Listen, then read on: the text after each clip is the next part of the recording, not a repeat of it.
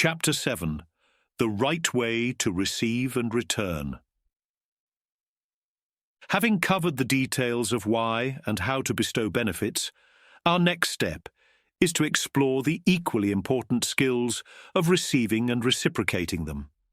This part is crucial as it completes the cycle of generosity and builds the bonds of union that provide us with security and peace of mind.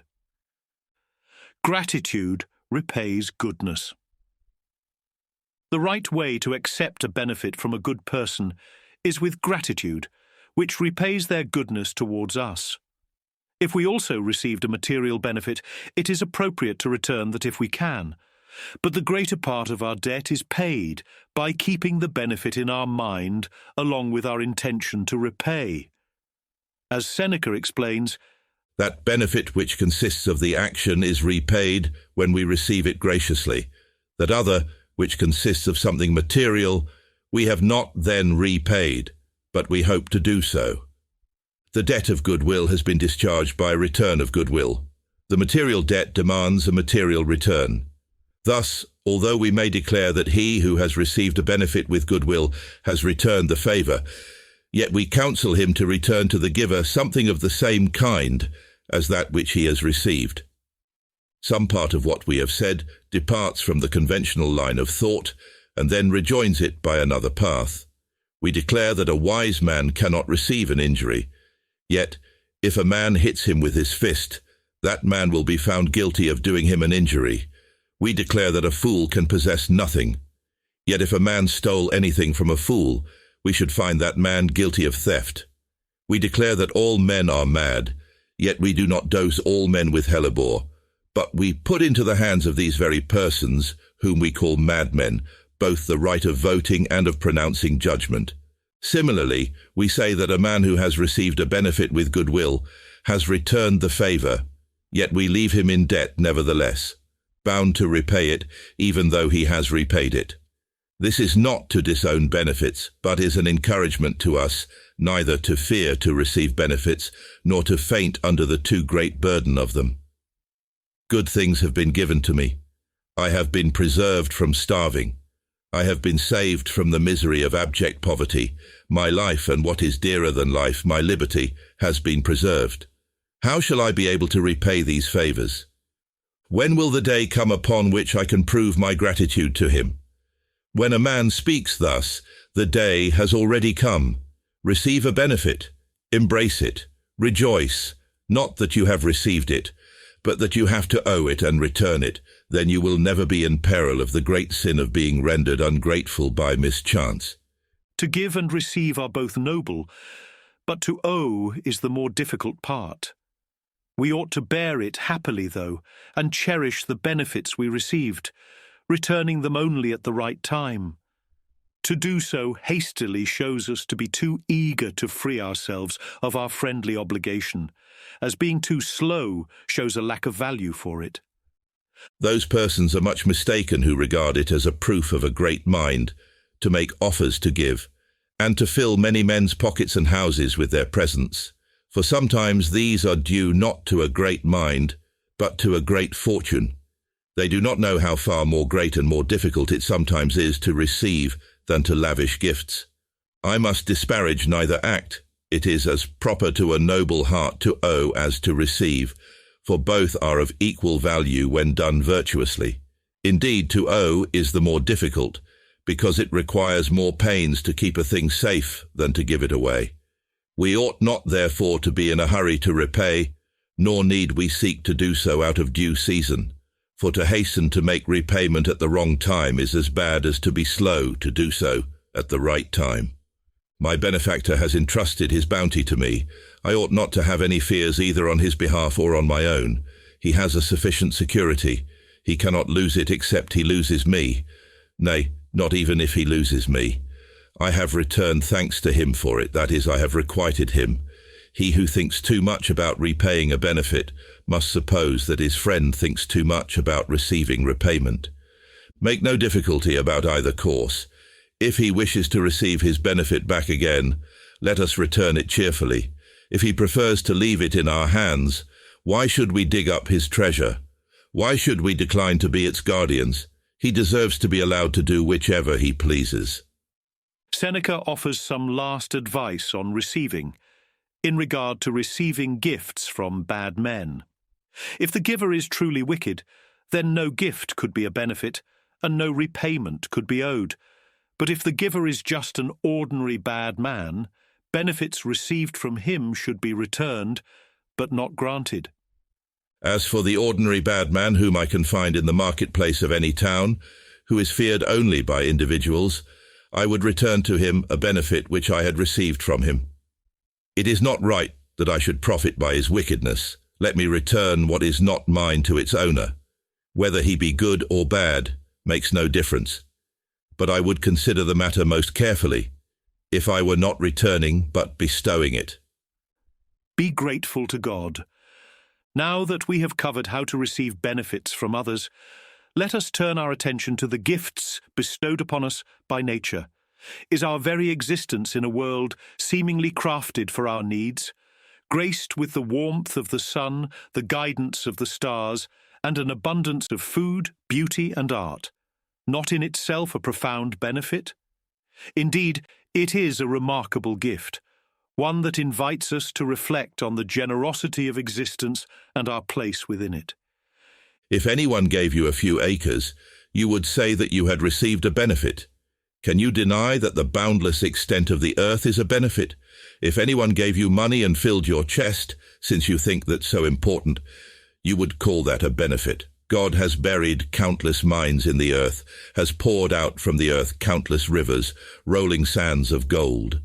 He has concealed in every place huge masses of silver, copper, and iron, and has bestowed upon you the means of discovering them, placing upon the surface of the earth signs of the treasures hidden below.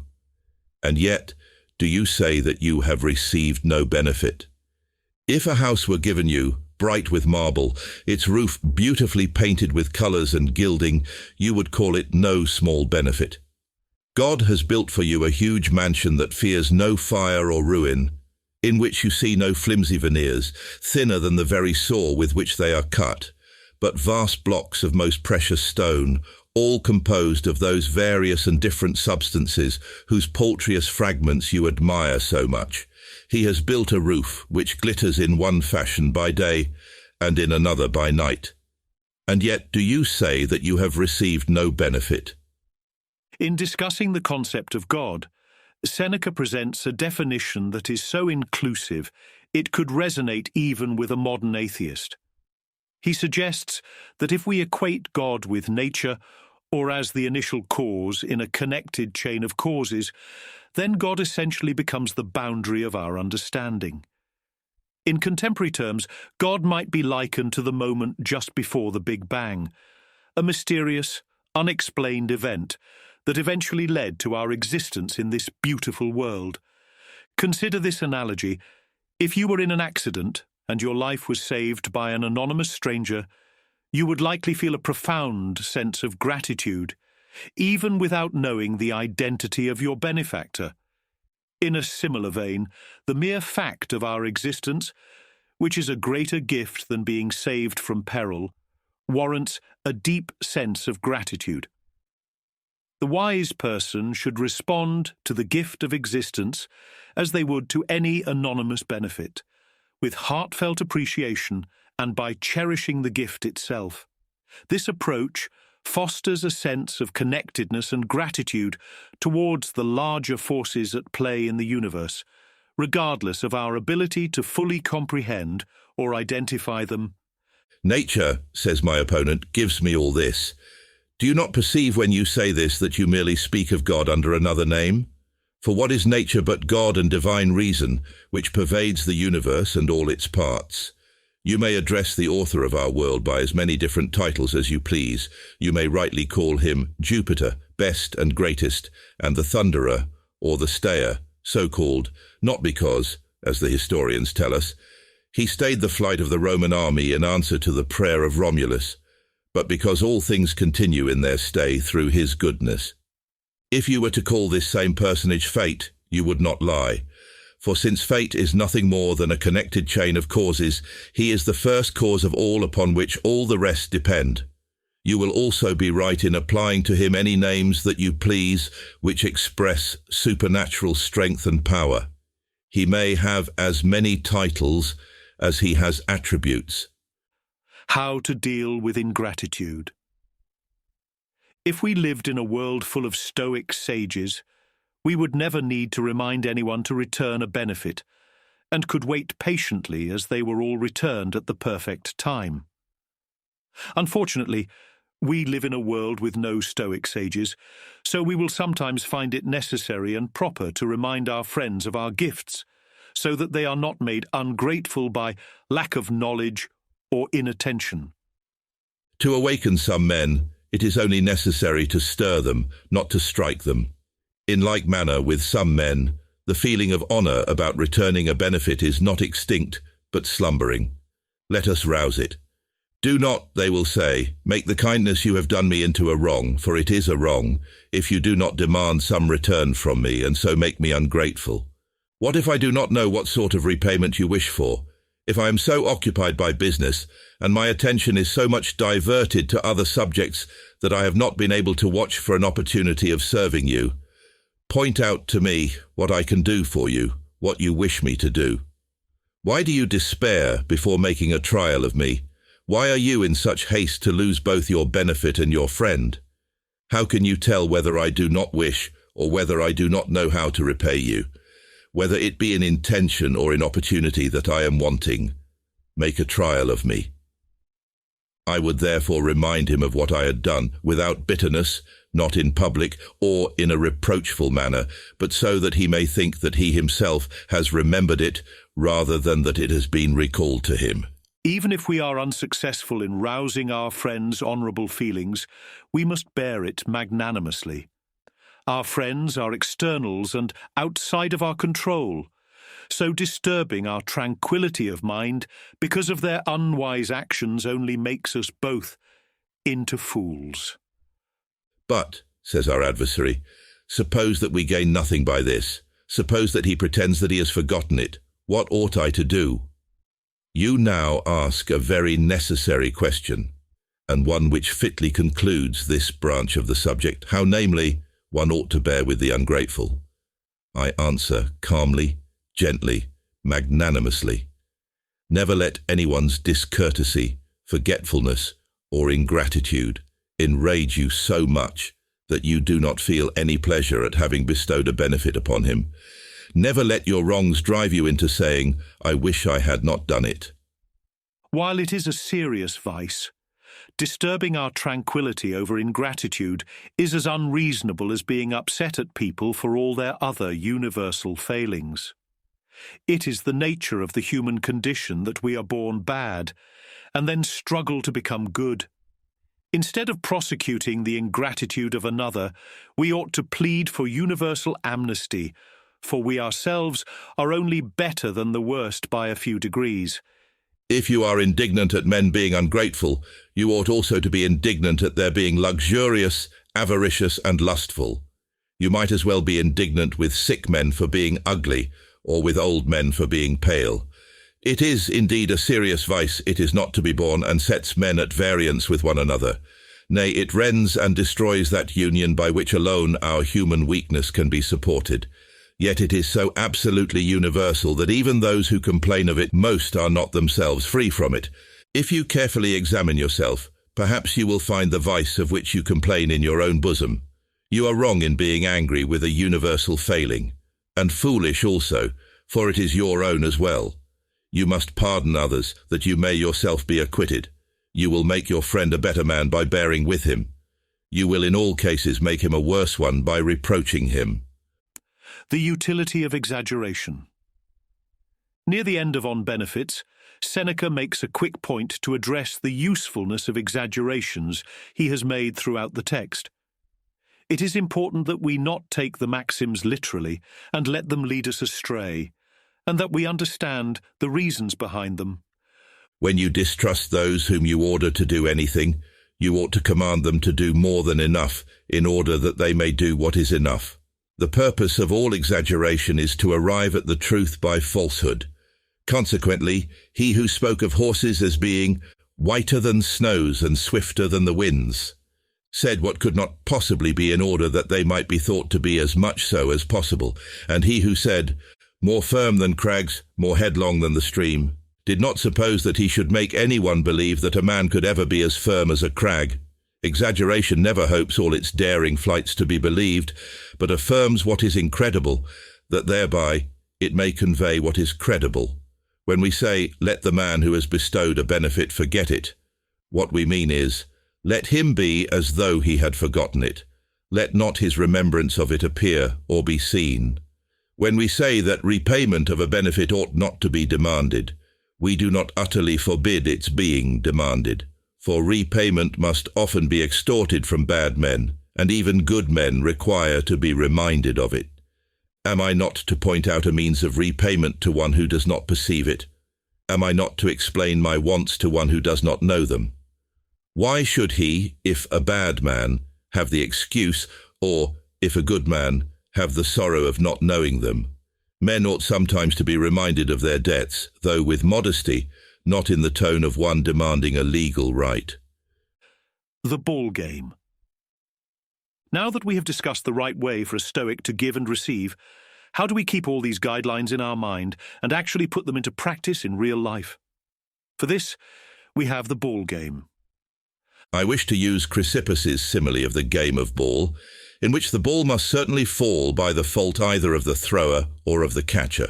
It only holds its course when it passes between the hands of two persons who each throw it and catch it suitably. It is necessary, however, for a good player to send the ball in one way to a comrade at a long distance, and in another to one at a short distance. So it is with a benefit. Unless it be suitable both for the giver and the receiver, it will neither leave the one nor reach the other as it ought. If we have to do with a practiced and skilled player, we shall throw the ball more recklessly, for however it may come, that quick and agile hand will send it back again. If we are playing with an unskilled novice, we shall not throw it so hard, but far more gently, guiding it straight into his very hands, and we shall run to meet it when it returns to us. This is just what we ought to do in conferring benefits. Let us teach some men how to do so, and be satisfied if they attempt it, if they have the courage and the will to do so. The game Chrysippus was referring to may have been Ipiskyros, an ancient Greek game for which no detailed rules have survived, but seems like a mix of rugby and keep away. While that sounds fun, I think ultimate frisbee is the best modern game for the simile. If you have ever thrown a frisbee, you know that it does not come naturally. It takes some practice to get it to somewhere else without bouncing it off the grass or arcing it way off in the wrong direction. Catching the frisbee takes some practice as well. You often need to make a quick judgment about where it is going and move fast to intercept it. Sometimes someone else other than the intended recipient makes the catch, either through superior skill or just being in the right place at the right time. Sometimes the wind gusts mid-throw and the frisbee winds up on the other side of the neighbour's fence. The benefit is the frisbee, and we want to throw it the best way we can for our friend to catch it, and then move deftly to catch it no matter what quality throw they return it with. We want the game to be fun, so people will continue to play it with us, back and forth, with more people and more skill for our whole lives. Stoic practice. Play the ball game. This is a real-life practice which goes together with the journaling we are already doing. Be on the lookout for benefits to bestow on worthy people. Being in the mindset of, what can I do for people, feels better and makes you act better than you would otherwise. Keep the skill levels of the receiver in mind and make sure the ball is caught and the game is fun. Also, keep in mind the benefits you have received and keep yourself ready to return them if the opportunity presents itself. Try not to miss a chance to anticipate the needs of a friend. At the end of each day, keep track of the benefits you received and those you intend to bestow in your journal. Think creatively about how you can repay the kindnesses you have been shown And stay ready, so you never miss such an opportunity. Do not keep track of what you have already given, as you should forget if you can. Keep reflecting on how you can improve at giving and receiving.